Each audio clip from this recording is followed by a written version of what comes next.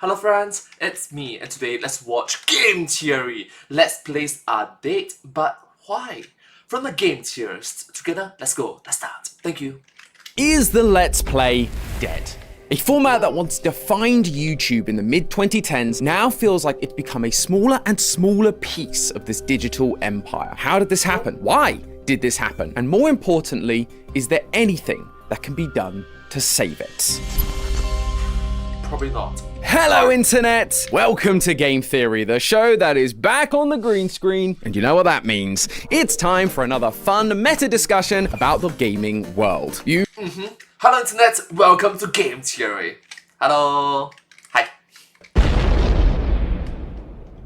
You've all seen the title, you've all seen the thumbnail, and the cold open, I hope. Don't tell me you skipped it. Ugh. Go back and watch it. I hid a secret in there for you and everything. And for those of you who did watch it and found that secret, thanks, good job. But while we wait for the others, why don't you hit that subscribe button? They should all be done in around 5, 4, 3, 2, 1. Welcome back. Now, where was I? Oh yeah, this Yep, subscribe. Thank you. video's main topic is the Let's Play dead? It may seem like a strange question to ask. In its simplest form, a Let's Play is someone recording themselves playing a game and also recording either their voice or their face so that the audience can get their reactions, as well as capturing silly moments. What is this? Videos like this were everywhere in the 2010s. They launched tens of thousands of careers and were the gold standard of YouTube. So why am I asking if the genre is dead? Well, the truth is, I'm not the only one. I've seen this question pop up a few times over the last couple of years on Reddit, YouTube, and on Twitter. But in the last few months, it seems like it's become a bigger and bigger topic of discussion. And I'll admit, something does seem different now. It's not necessarily that there are fewer Let's Players. Arguably, there are more people doing variations on this sort of content than ever. But the traditional Let's Play clearly isn't having the impact it used to. Just looking at the top 100 YouTube channels in 2015, nearly 25 of them are Let's Players. But now, a decade later, it's only 4. And Yep, man, times have changed a lot. mainstay channels like 8-Bit Ryan, Bijou Mike, and Dorco are regularly making videos about having to change their approach to Let's Plays because what they have been doing isn't working anymore. So, today, I wanted to take a look back at the history of the genre, how it came to be, how it evolved over time, and ultimately, where it's going in order to truly answer the question, are Let's Plays dead? The foundation of the Let's Play actually begins. Look, here's what I think. The Let's Play genre, as we have known traditionally, is slowly dissipating. And the Let's Play genre that we know right now is more towards streaming, broadcasting, live streams.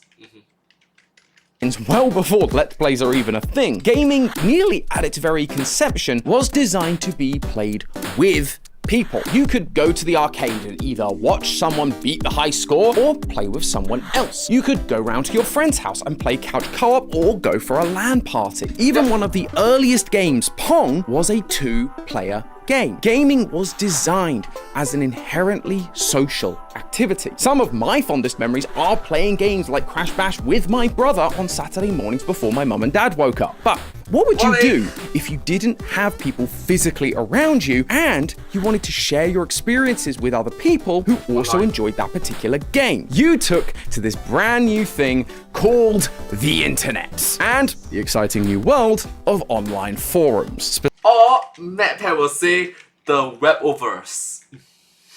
This is such an old classic. Specifically, a website known as Something Awful. While the exact origin of the Let's Play is a little ambiguous, it's widely understood to have started here. This place was all the rage in the early 2000s, being the place memes like All Your Base Belong to Us, How Is Babby Formed, and Chuck Norris facts gained their massive popularity. In 2004, a user called Slow Beef took to the site and began uploading screenshots of his playthrough of Metal Gear Solid 2, leaving comments about the screen screenshots that vary from informative, like we'd expect from any normal walkthrough, and snarky, like we'd expect from a normal Let's Player. This style of thread began to pick up traction, especially when people could start commenting and guiding the actions taken by the player, most of the time meaning things went completely awry. But circling back to that sense of community and playing with people, not just on your own. This led to the term Let's Plays being coined in 2005, as in... Yep, they are one of the few OG Let's Play communities. Those are legends. Let us play. And that year might sound familiar to you guys. It's the same year a little website called YouTube became a thing. Not that the Let's Play would really transfer there for a number of years. I mean, the Let's Play was a static medium and YouTube was a video site. There's no way these two things could work together. Until they did. On January 4th, 2007, Slow Beef began doing a Let's Play of The Immortal for the Sega Genesis, otherwise known as the Mega Drive for my fellow Europeans. Sound off in the comments. It started out like every other Let's Play Slow Beef had done up until that point. And he threw the internet a curveball. Test. Wait, do you think Tom is gonna mention Machinima? Huh? Test. Okay. This is Slow Beef. I usually like to add something a little crazy to my Let's Play threads. That, my friends, is a video clip with commentary. Slow Beef said he'd like to add some little extra thing to his Let's Plays, but this isn't just a little something. This was a genre-defining moment. This led to people like fellow Something Awful user Proton John to start doing player commentary Let's Play videos later that year. The same year that YouTube introduced something you may have heard of, the YouTube Partner Program, where if you reached a certain threshold, you could have ads play on your videos and you'd earn a cut. Suddenly, you weren't just uploading videos for your friends or communities online. This could be an actual job. And yes, because back then people are doing this out of passions, out of a hobby. But having said that, this is an advice that I heard from a mentor, a senior. You can do content creations as a hobby, but that passion can only bring you so far.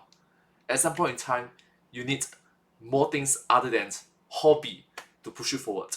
There's also the obligations, responsibility, community pushing you forward, and something that pull you forward, money.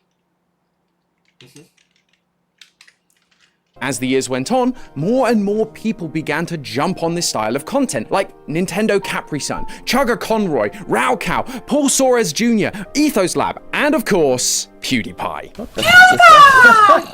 I think he wants to hug. All of them, and many more, saw...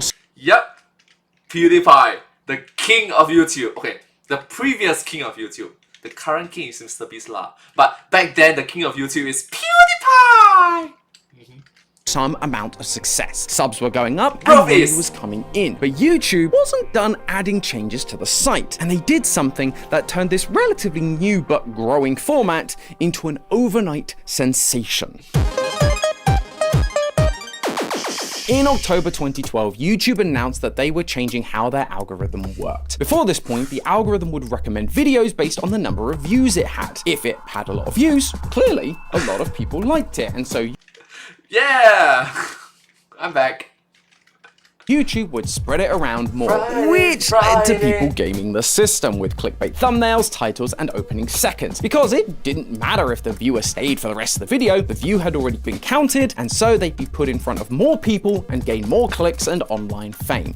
That wasn't what YouTube wanted. For the partner program to work, they needed to show ads to people. And if people were clicking off after a couple of seconds, they didn't get to see that many ads. No, they needed to stay for long stretches to be shown as many ads as possible. And so they changed the algorithm to favor not views, but watch time. You were rewarded the longer someone watched your video, which meant if your videos were naturally longer and had random spikes of horror or surprise that would lead to over-the-top reactions throughout the video, chances are more people would watch. Do you see where I'm going with this? Let's Plays, along with daily vlogs, became the new kings of the platform, leading to gamers we've mentioned like PewDiePie growing at much faster rates and launching the careers of some other now well-known faces who'd only started recently. Who's that handsome guy up in the corner? It's Me! Hey everybody, Dan here from Diamond Minecart, and today I'm starting a brand new adventure. Hello, all you beautiful people out there. Plus, this that's a content guy. was relatively Hello. easy and cheap to produce. You obviously had to be entertaining, and that's not always an easy feat, but back then, there was very little editing involved. Mics and webcams weren't that expensive, and games weren't $80 yet. Oh, if only you knew the horrors that awaited Mark. I'm sure one of your indie horror reactions would have fit perfectly with the recent Nintendo Directs. But you don't have to look like Mark over here, afraid of all the high prices. Instead, you can rest. You know the awkward thing is, the individuals that is mentioned, they're all multi-millionaires. Okay, majority of some of them are multi-millionaires. Not millionaires, multi-millionaires. Millionaire, multi-millionaire. Easy knowing you're saving money without having to lift a finger thanks to our partner, Chime. Chime is the #1 most loved banking app that millions of Americans use to spend, manage, and most importantly, save their money. I'll be honest, I've been trying to get my head around banking and saving since moving to the US. You'd think banks would be similar across the pond, but alas, that is not the case. Fortunately, Chime has made finding ways to save money so easy, even I could understand it. Their high-yield savings account offers up to 3.5% annual percentage yield, which is 8 times higher than your national average, meaning if you manage to save $5,000, you'd be gaining an extra $175 in 1 year instead of just 20. And when you're saving up for those new headphones, that upcoming vacation, or the ever-important emergency fund, every little counts. Plus, Chime doesn't just give you a good rate, they also make it easy to save. If you set up Chime as your primary direct deposit for your paycheck, for example, you can set it to automatically put a percentage of your earnings straight into savings. Hooray! No more math every 2 weeks. Or you can take the more stealthy approach and use their roundup feature, which rounds up every purchase to the nearest dollar and puts all those extra pennies into the savings every time you spend. And to top it all off, Chime is offering you lucky theorists a bonus of up to $350 if you open a new Chime account today using the link in the description or using the QR code on screen. That's free money on top of all the money you'll be making thanks to Chime's high-yield savings account. Thanks again to Chime for sponsoring this video, but now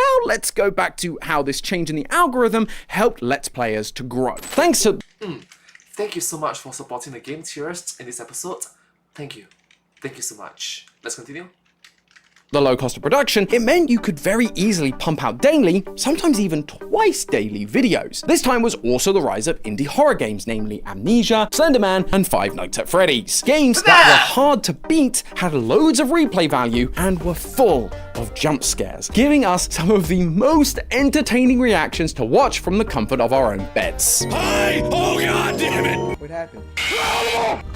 Oh, it's a chick! By 2013, PewDiePie was the most subscribed channel on the platform. By 2015, 25 of the top 100 YouTube channels were Let's Players. People even began wondering whether Let's Players could affect game sales. But while YouTube was happy to keep feeding their audiences these long, advertiser-friendly pieces of content, something was bubbling under the surface in audiences. Videos had become much more curated, more heavily edited, and Let's Players themselves had gotten so big, it felt like it was impossible to really know them anymore. It no longer felt like sitting down with your friend to watch a video. You were watching a celebrity. To be fair, the creators were feeling this too, that videos were less authentic and that they had less of a connection to the audience who got them there to begin with. And that desire became an opportunity for the classic Let's Play to evolve and for a competitor to swoop in.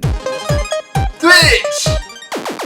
Now, Twitch had been around for a bit at this point. It was founded in 2011 as Justin TV, if any of you remember that. It offered a different yet weirdly familiar kind of experience. It removed the need for things like editing and thumbnails. You could just turn on a camera, boot up a game, and play. Obviously, this was a huge cost save for creators, but it also brought back that old school feel of early YouTube. Just longer. And for audiences, they were now able to get even more time with their favorite creators, rather than... Look, I think Tom is talking about the early days of Twitch after it became from Justin TV to Twitch. So yeah, let's focus on their early days of Twitch.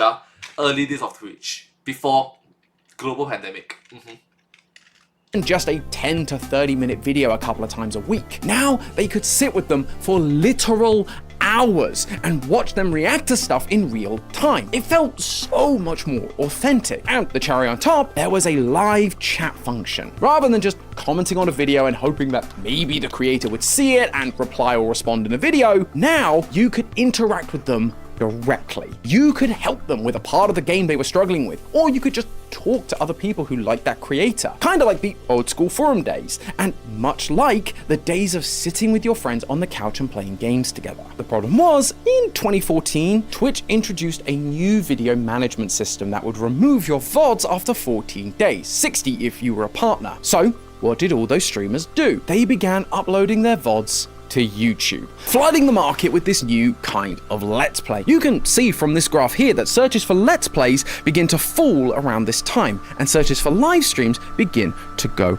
up. Between 2014 and 2015, Twitch's unique viewers increased from 55 million to 100 million. And so YouTube obviously took note, releasing its own gaming live streaming platform, YouTube Gaming, in 2015. And again, this causes Let's Plays to drop down in popularity. But as you can see here in June of 2016, there is a moment that the two searches cross. Livestream overtakes Let's Plays. Why? Because this is when Twitch introduced cheering, where users could donate to creators in the form of bits. So rather than subscribing to a streamer for $5, you could now donate a single bit worth 1 cent, making it much more affordable for younger audiences to support creators they liked. And it was a great way for a smaller creator to earn extra income alongside YouTube ad revenue that they were usually getting. Since then, livestream as a term has continued to rise, while Let's Plays have continued to go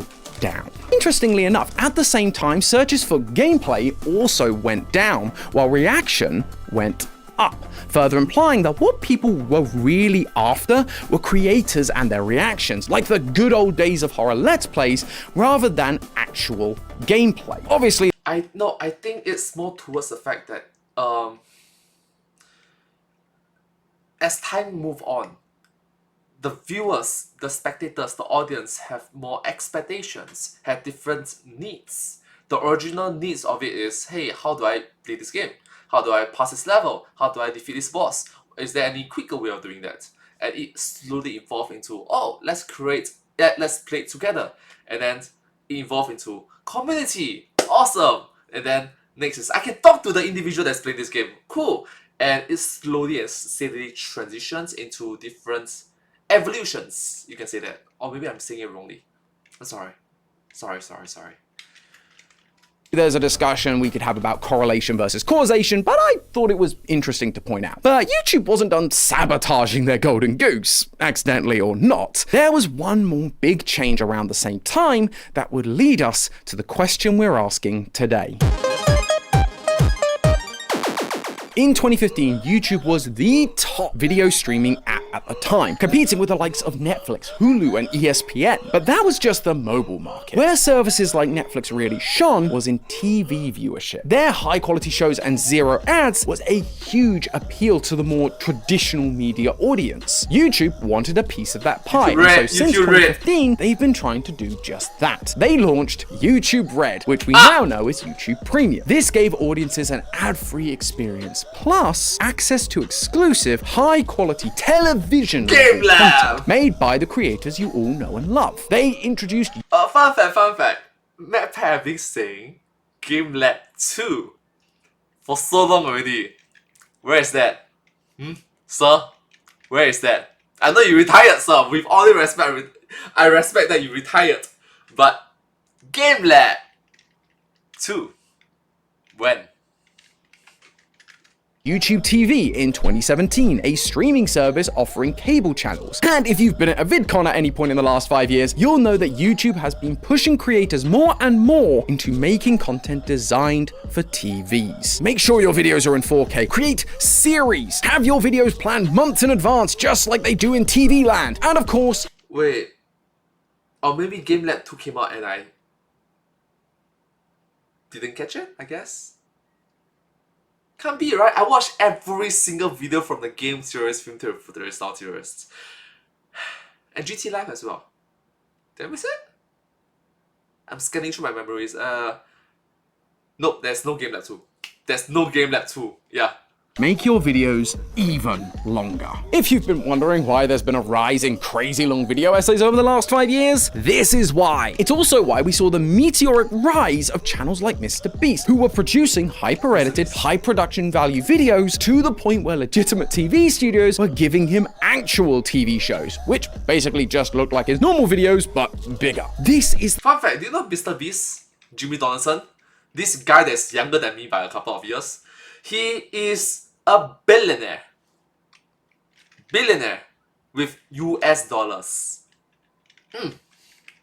the type of content YouTube wants. And so, just like they did back in 2012, they changed the algorithm to favor these channels, what most surveys define as YouTube's entertainment genre. But what did that mean for Let's Plays? They've also gotten longer over the years. You can record them all now in full 4K. Longer games mean more episodes of a series, and a lot of them have become hyper edited with the You can go 8K right now if I'm not wrong.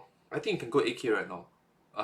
rise of TikTok and Roblox. So surely this is a huge benefit to them, right? Sadly, that doesn't appear to be the case. While yes, on a technical level, Let's Plays do tick all of those boxes, it lacks the one thing that the entertainment genre has: its appeal to mainstream audiences. Again, people like MrBeast are making shows that regular audiences want to watch. They're reality shows with a YouTube twist. But even if it's in 4K and well edited, it's much harder to convince the normies to watch someone sit at their computer and scream at gameplay. Don't get me wrong, I love Let's Plays. Besides this channel, they were some of the first ones I ever subscribed to. But it's hard to deny that Let's Plays just don't meet the threshold for what normal audiences, and therefore YouTube, consider to be high production value. There's no So the unfortunate thing is there's a divide between normies and niche.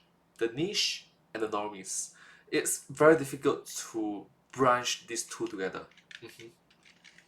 Not multiple cameras. There's no characters or story arcs for the people on screen. It sadly just falls into the same old trope that YouTube is just kids in their bedroom with a camera. And YouTube desperately wants to shed that stereotype. I mean, there's a reason why when PewDiePie and Markiplier were asked to make YouTube originals, they made much bigger shows rather than just big, more high quality Let's Plays. YouTube has always known that Let's Plays don't translate. And so now it's less prioritized in the algorithm. So, that's the history of the Let's Play. And so, it's time to answer the question that kicked all of this off. Is the Let's Play dead? Well, honestly, it depends on what you define as dead. If you're talking about Let's Plays being the juggernauts of the online industry, then it would be easy to say yes. More and more of those classic OG Let's Players have slowed down their uploads and began making new content, or movies, or apparel, or food. And the data and history show a very clear decline compared to the newer styles of content. So, if you were looking to become the next biggest YouTube channel, you're unlikely to get there by being a gamer alone. That's also true over on Twitch. While it's clearly a more gaming-focused platform, unlike YouTube, the people sitting at the top are finding more and more success with other styles of content like IRL. But you do recognize that Tom mentioned the people sitting at the top. Alright? I give you some statistics because I've been live streaming on Twitch for half a decade already, okay? 1 in 1,000 individuals on YouTube become successful. 1 in 10,000 individuals on Twitch become successful. It's significantly more difficult to be successful on Twitch than on YouTube. And what I mean by success, there are 3 different stages of Twitch live streaming in which I recognize. The first stage, you average 1 to 100 concurrent viewership for every single live stream. That is called the early stage. Remember, early stage, The second one, mid stage. You average 100 to 1,000 concurrent viewership. When you're in the mid stage, you're probably earning plus minus $5,000. Some cases you probably earn 4, some places you can earn 7 or 8K per month. I'm talking about SGD Singapore dollars So if you convert to US dollars, it's like $5,000 per month. That is good solid salary. And then if you fast forward even more, That means every single live stream, you average 1,000 viewership and above. You are in the top 0.1% or even top 0.001%. Right? That's what Tom is talking about. Okay? You are bringing home profit of 10k per month. I'm not talking about revenue, because revenue minus expenditures equals profit. You're bringing home profits at least 10k per month. That's a lot of money. The unfortunate thing is, at the early stage of live streaming, that means early stage of live streaming, 0 to 100 concurrent viewership per live stream, male have a disadvantage. I'm not saying that female has an advantage. I'm saying males are being handicapped. And there's a disadvantage. Okay? Why? Fundamentally speaking, live streaming, 70% of the audiences are male. Maybe I'm wrong, maybe it's 60% or maybe it's 80%. Agak 70%, okay? Are male. And what do male viewers tend to watch? Females. Unless you are very entertaining, very enjoyable to watch, have a strong personality, or you are extremely good at the game, you will just blend in, you will not stand out from a crowd. Okay? That's why at the early stage of live streaming, 1 to 100 concurrent viewership, every single live stream, you as a male have a disadvantage. Don't get me wrong, females do not have an advantage. They still have to run a marathon, the marathon called live streaming, but they are not handicapped. Now, when you go to mid stage, it's aga in there. But case in point, most males doesn't even make it past the early stage. I'm going to graduate. I'm going to retire from Twitch after this year. Okay, I say 2026 is going to be my last stream lah. So, but you get the point. And then end stage, where because of the unfortunate fact that early stage and mid stage eliminates a lot of male streamers, at the end stage, there's a reverse psychology that you see. There'll be a disadvantage for female streamers, because the unfortunate thing is society judge male and female differently. If you are female and you have reached the end stage, you have spent years of your life, not 1 or 2 months. I'm talking about 1 or 2 years, 3 to 4 years, 5 or 6 years of your life dedicated to live streaming to reach to the end stage. That means you average 1,000 plus concurrent viewership for every single live stream. By then, you are no longer the youthful, the young, the charming, the attractive individual. There's always going to be a younger female. There will always be another more youthful female. That's an unfortunate case of how society treats male and female.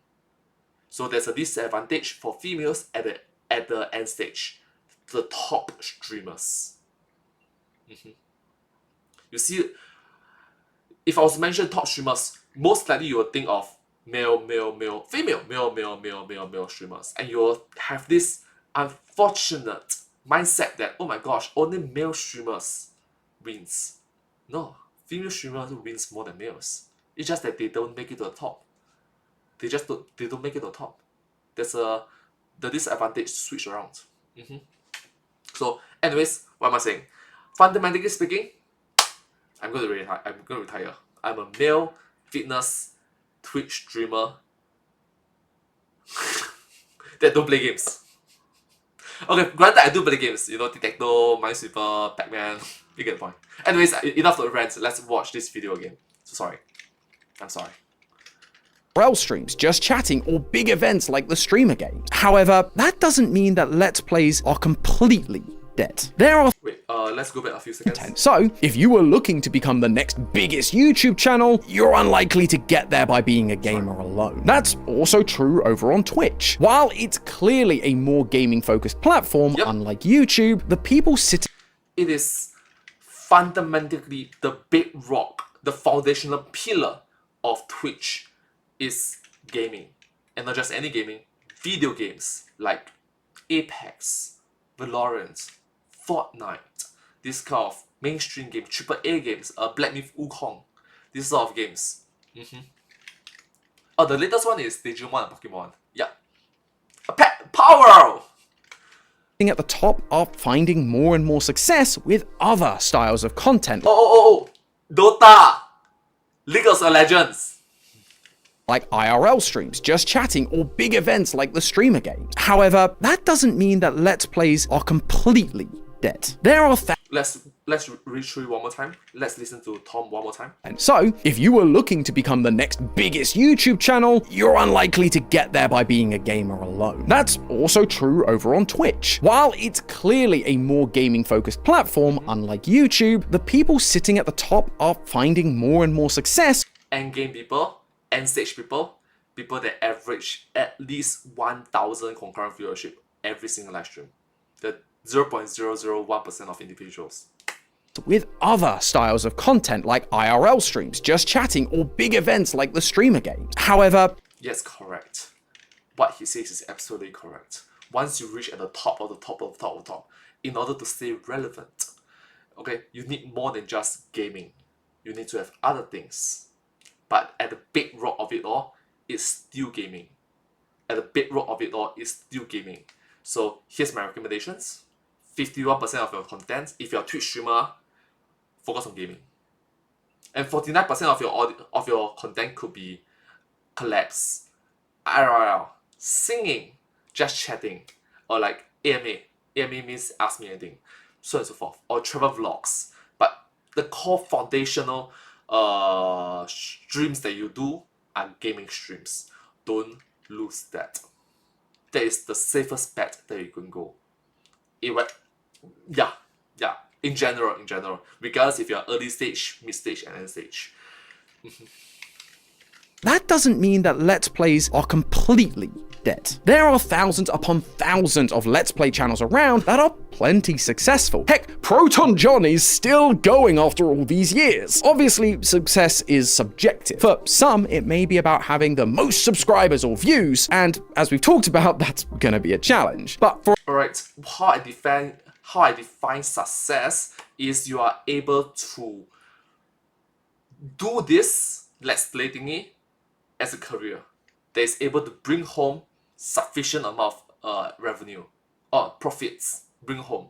How much money are you talking about? You are bringing in the average income of your nation.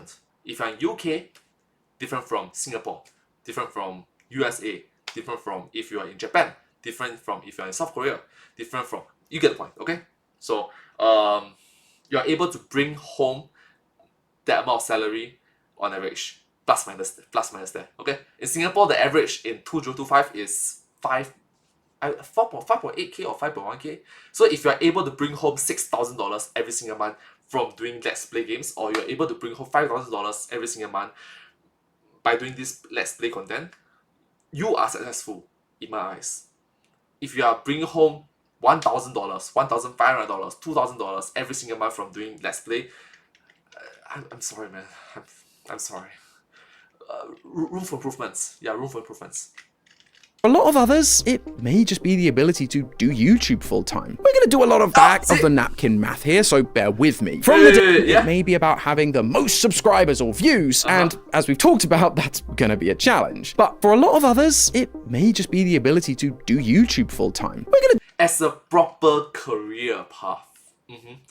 And not just full-time as in, I can bring home $2,000 as a full-time job. No, I'm talking about average income of the nation that you are residing in. do a lot of back of the napkin math here, so bear with me. From the data that's available, what I could determine was that the current average ad revenue for a Let's Play channel is roughly $5 per 1,000 views. The median individual salary right now in the US is around $62,000. So in order to make Okay, I use average, use medium. Okay, you win. that much per year, you would, again, roughly need just over 1 million views a month. Now, that isn't a small amount of views, but the point is that if you're getting that amount of views per month, it doesn't put you in the top 100 channels, you'd likely be somewhere in the top 2,000 to 3,000 channels. And that doesn't include the fact that some people could survive on less. Some videos have higher revenue than others, and there's other revenue streams like brand deals, memberships, or merch, like our brand new Theoryware, which you can get at Theoryverse.store. Which means you may even be in the top 4,000 to 5,000 channel range. Of course, subscriber numbers don't directly translate to revenue, but it gives you a rough idea and goes to show that while being a Let's Player might not make you an overnight sensation anymore, they are definitely still around, and I would consider them successful. Success is what you make of it after all. Finding your key push. What is it that you bring to the table? And if you stay true to that, success, money, all of that will follow. If you put money and success first, you'll either burn out or people will begin to see through it and slowly fall off. I like it that Tom is able to say in such a way that it's very comforting, it's very nice. It's like, hey, as long as you are able to bring in the medium salary that of your nation, all right, the average salary of nations, you are successful. It's like, oh, that's cool, that's cool, that's nice, that's nice. It's relative, but if you are able to bring home the medium monthly income, congrats. Medium's not dead, it's just different now. It's more like a semi-reliable office job rather than becoming a Hollywood superstar. Although that doesn't mean things have to stay that way. Just like Let's Plays have evolved from screenshots on a chat board to videos with audio to face cams to live streams, if we do want Let's Plays back on top, it's gonna take another evolution within the genre. If the industry is leaning into television quality programming with videos that appeal to mainstream audiences, then Let's Plays need to adapt to suit that. We're already seeing some sense of this with videos like the Minecraft Civilization series. Let's Plays with characters, storylines, cinematic camera angles. But clearly, we need to go further. How exactly we do that, I'm not sure. But I do know that this kind of innovation can't just be all about the data. It has to be driven by the thing that made all of these channels blow up in the first place. Passion. Doing what you love. Maybe one of you watching has that drive and is able to take the things I've talked about today and apply it to your brand new Let's Play channel, evolving the genre and breaking into the mainstream market that YouTube is so desperately pushing towards. All I ask is that if you do manage to achieve that, when you're up there accepting your Emmy award, just give me a little shout out. You figured out the solution, but this is where you got the theory. A game theory! Thanks for watching. World premiere on Game Theory. This may be the most important episode of Game Theory I've ever done. Well, thank you so much. I hope that you learned something new from this episode from the Game Theorists. I am sorry for ranting so much about my Twitch experience. I'm going to retire soon from Twitch. I'm going to focus more time on YouTube. Fundamentally speaking, I do not play video games. I don't play Dota. I don't play League of Legends. I don't play Valorant. I don't play Fortnite. I don't play Apex Legends. I don't play Black Moon Wukong. I don't play Peak. I don't play this kind of games. I don't have a Steam account. Don't. So that's kind of unfortunate, and yeah, I'm a fitness live streamer on a gaming platform. It's stupid. I'm stupid. Maybe it could have worked back in during COVID periods, but the friends that I make along the way who are fitness streamers, they stop. They move on to Instagram. They move on to YouTube, TikTok, so on and so forth. You get the point. Yeah. Anyways, hope you guys enjoyed this video. See you in my next video. But hey, that's just a theory. A game theory. Thanks for watching. Thank you. And Tom, or MadPat, or the people that's watching this video from the game theory side or the theorist community, if you're watching this, right, okay, here's what I think.